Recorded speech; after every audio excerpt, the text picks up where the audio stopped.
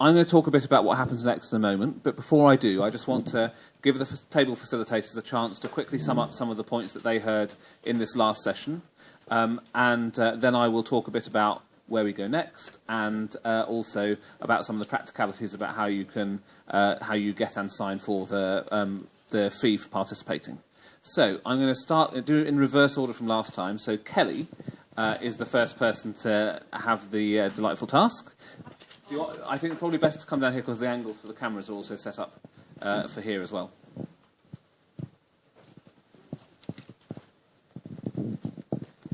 Thank you. Okay, I'm going to start with the river. So the river is something that's come up with my group more than once, and it was really pressed just before I came over here that I should probably mention this. So I think is it called Sherborne? The river area. Yeah, there was a feeling that this needs to be regenerated or something needs to be done with it, and that there's lots of opportunities being missed with it just sort of being left and not being developed. And the one thing that was just said was we were talking about, you know, what does Coventry have to offer to people outside the city? Why would people want to come here? Why would a tourist want to come here? And there was some difference in opinion about what that thing would be. But there's a feeling that an area like Sherborne and this river area could be, you know, used to perhaps have sort of like workshops which show Coventry's history, could be opened up with nice spaces for people to gather, for people to talk about the history of Coventry and what Coventry has done in the past, because it has a really strong and interesting history that perhaps isn't really played on very much, and perhaps tourists that come here, they might come for a day, it seems, and then sort of be bussed off to the next place, but there's no reason for them to stay here or to hang around, and there's a real need for that to happen, and this Sherborne area seems to be the one place that was really picked up in my group as somewhere that should be developed. So when I asked, you know, why do people come to Coventry, what do they think of? And it was a bit of a struggle at the beginning to sort of get that one thing that people think when they think of Coventry. And obviously there's stuff like the cathedral. And there was mention that someone else mentioned at some point of the day, like education and research was a thing. But that didn't really seem to resonate with the group. So there's a need to find, I think, or re-find this common sense of identity in the city and why people would want to come here. Yes, I think that sort of sums up the key points. Is that okay, group? You happy? Yeah? Okay. Okay. Thank you very much. Millicent is next.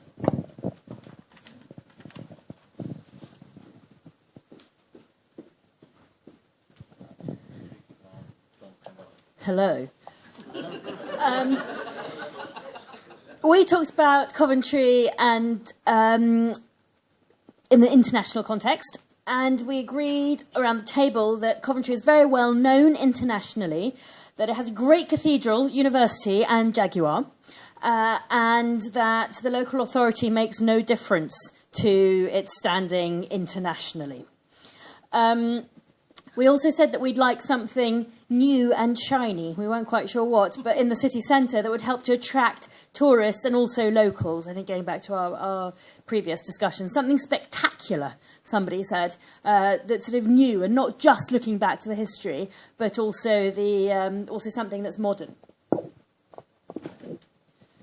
I then wanted to read you a few direct quotes from what people have said. I love Coventry because it's beautiful. The suburban areas are safe. It's easy to commute to anywhere in the city. It's friendly. It's welcoming. We're eco-friendly. It's not too busy like London. It's calm. We also mentioned the martial arts scene. We also mentioned the canal basin. We had no mention at all of the river, I'm afraid. Hold on.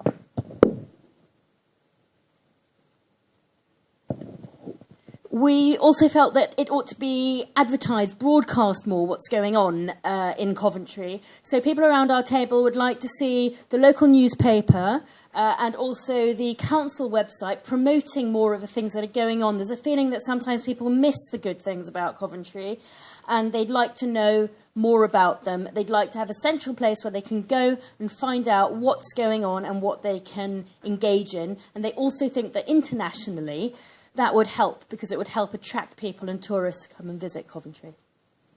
Okay, that's great. Thank you very much indeed. Fair reflection table? Yeah, brilliant. So who's next? Susie.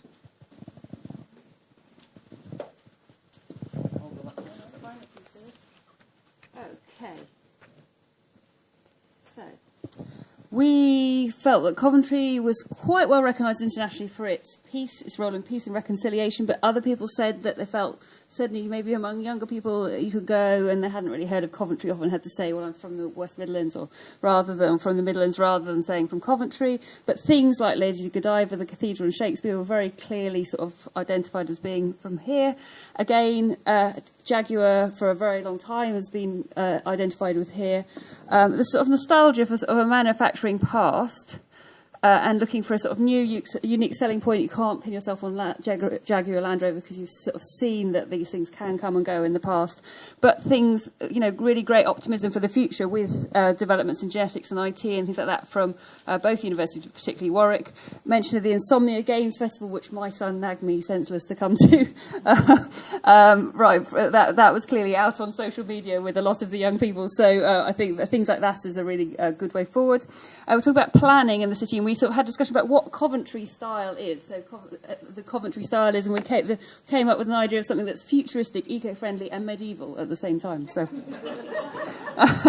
and something that doesn't date quickly with a lot of concrete in it. So, and an example of Manchester where they had very sort of brave but respectful styles of development. So that's something to bring in there. Again, more mention of water, the river, but also looking at water features within the city and have space. They're looking at, mentioned particularly the outside of the Transport Museum and what a great thing that was for the town, linking it into the city, linking it into the previous car industry. Talk about the phoenix rising from the ashes and the idea of new industries coming up. So things like the computer industry, looking back to the sort of great and looking for those new innovations out of new things that are coming out of new research and things like that to rebuild and build on that manufacturing past. We had a quick touch on combined authorities, talking about other combined authorities such as police and ambulance and sort of the links with Warwickshire. And also, just at the end, very briefly touched on what are the implications of being part or not being part of a combined authority. So quite a wide-ranging discussion. Great. Thank you very much. Thank you. And John is the last one. I'm trying to film myself. Film yourself. Do you want me to go in the... No, that's fine. I've made it wide angle. Okay, and for my next song, has Coventry got a theme song? Maybe that's what we need.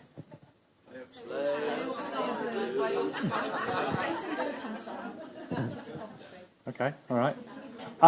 Right, so some of the themes that came out of our summing up were that we need to preserve Coventry's history. We've got too many examples of the history and heritage being hidden by new developments and being crowded in on. Absolutely. And we talked about the cathedrals being hemmed in by new developments. And really, we need to give history space to breathe, really.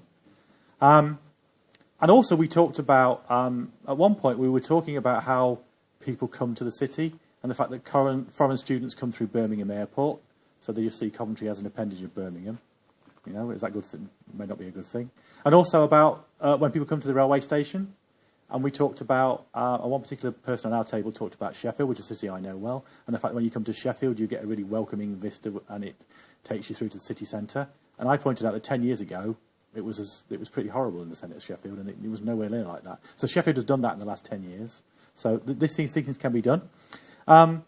We also talked about the regeneration of Coventry that was going on during the mid-2000s, sort of 2000 to 2008, and sort of was brought to an end by the economic crash, when that needs to be re-kick-started. And we need to build upon the city's strengths in things like technology and science. And we need to build on the innovation that's coming out of the university science parks. And we also talked about whether or not that some of the innovation that comes out of the university science parks is known enough in the city.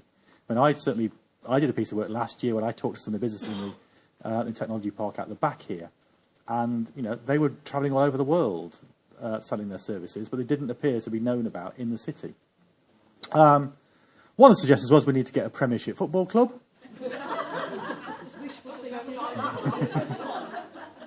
Anybody know one that's for sale? Yeah, okay. And also, we talked a lot about the fact there isn't a lot of land to develop within the city boundary. A lot of the main development sites are actually outside the city, but there appears to be a sort of stricture against building tall buildings, and maybe we need to rethink that, because there isn't much land, then maybe build tall buildings both for housing and for business. You know, but I think there'll be different views about that. And I think finally we talked about we needed a sort of big thing that brings people together, maybe something like the Edinburgh Festival in Coventry, that sort of thing.